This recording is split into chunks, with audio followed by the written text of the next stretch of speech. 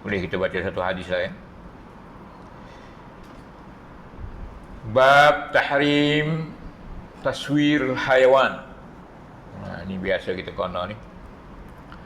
Bab menceritakan pengharaman. Tengok tuan, pengharaman ya. Haram. Tahrim ni, hadis-hadis ni nanti yang kita baca ni mengharamkan taswir, menggambar, atau dia kata situ membuat gambar hayawan, binatang ya, fi bisatin, pada mana-mana hamparan akikah ke sejadah ke.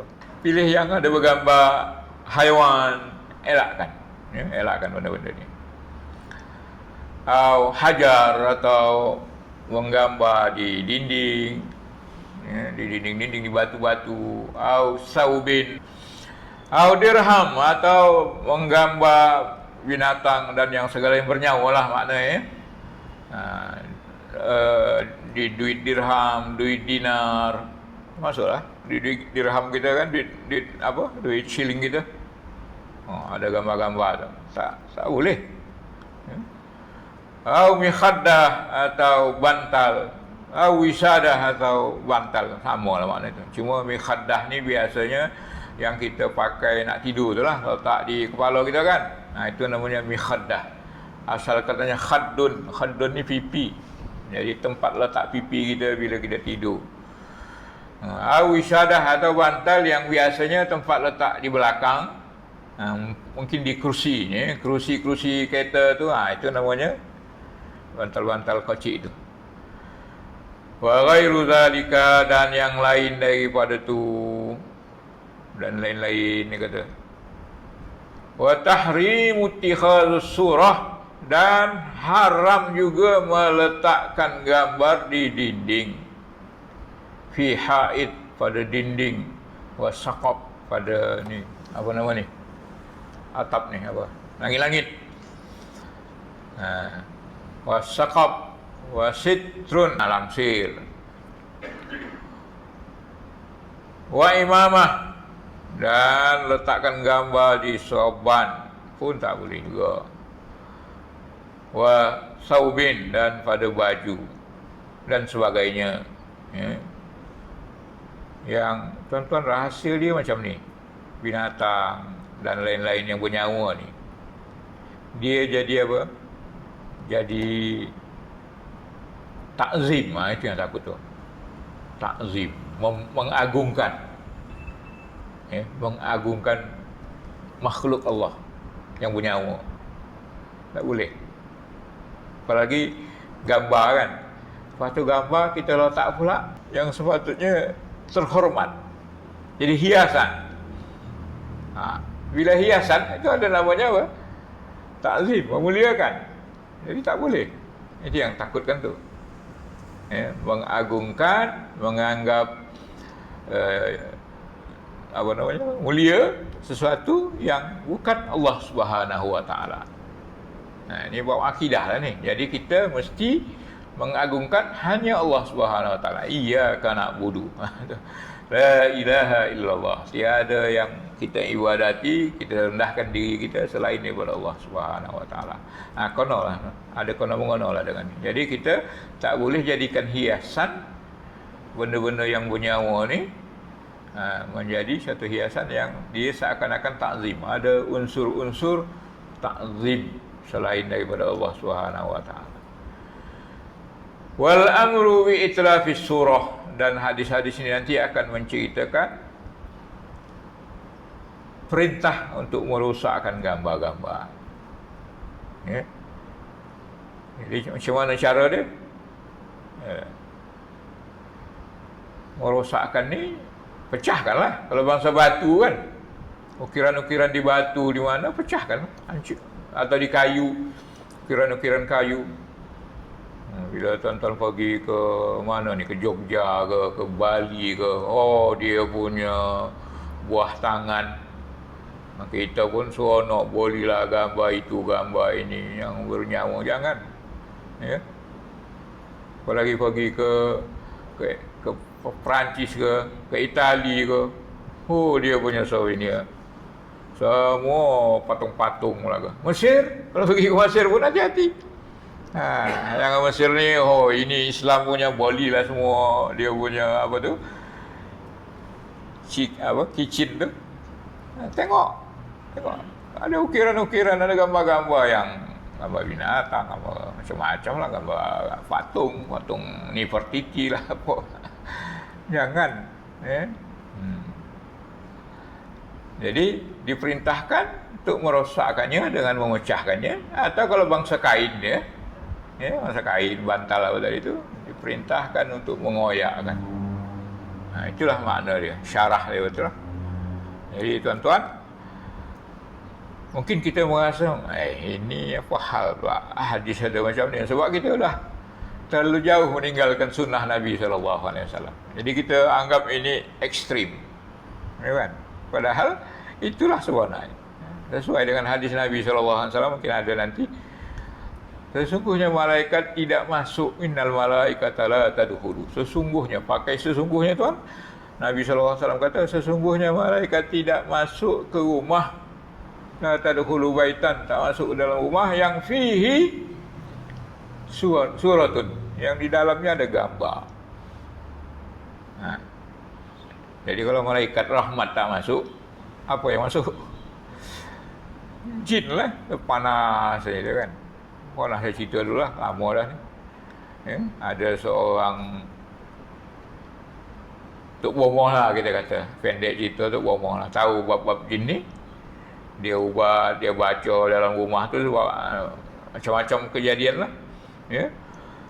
Maka bila dia ubat-ubat, dia rasa jin tu tak pergi. Lepas tu dia tengok bilik. Bilik tu ada apa? Rupanya macam-macam patung dalam bilik. Ini lah sarang dia. Jadi jin tu suka duduk menumpang di mata patung yang ada ni.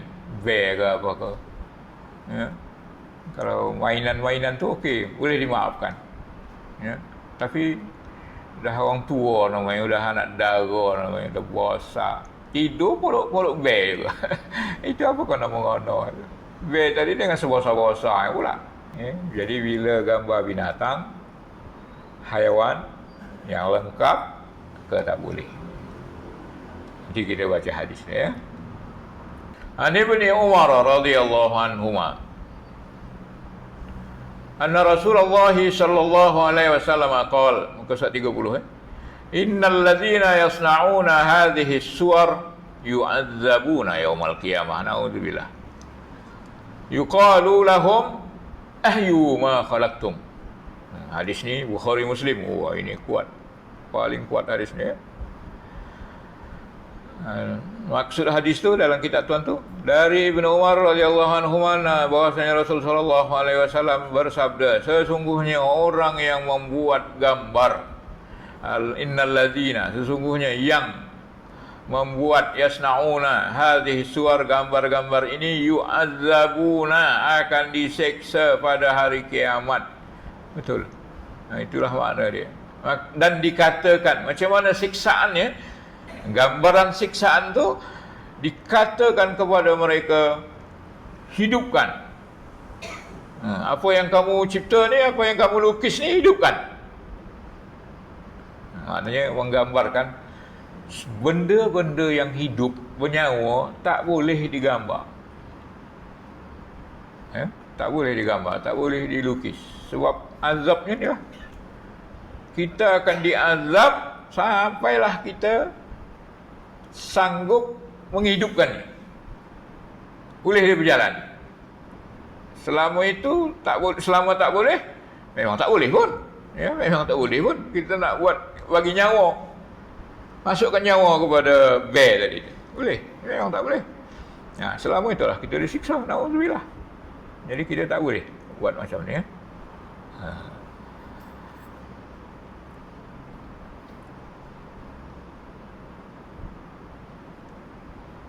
Okey, pengajaran hadis. Islam melarang umatnya mengukir atau membuat bentuk sesuatu yang bernyawa seperti binatang-binatang dan sebagainya. Orang Islam yang melakukan perkara itu akan disuruh memberi nyawa kepada binatang ciptaan itu serta ia akan disiksa di hari akhirat. Jadi kalau ada tu di rumah tu, cantik pula tu, mahal pula beli. Jangan biarkan dia, kalau kasih nyawa dia boleh bergerak. Maknanya jangan lengkapkan lah. Kalau nak juga bondo tu, sebab boleh jadi bantal, potong kepala, potong perut ni, potong sebahagian badan itu. Jadi bantal tetap ada sebab membuang harta, pembaliran ya.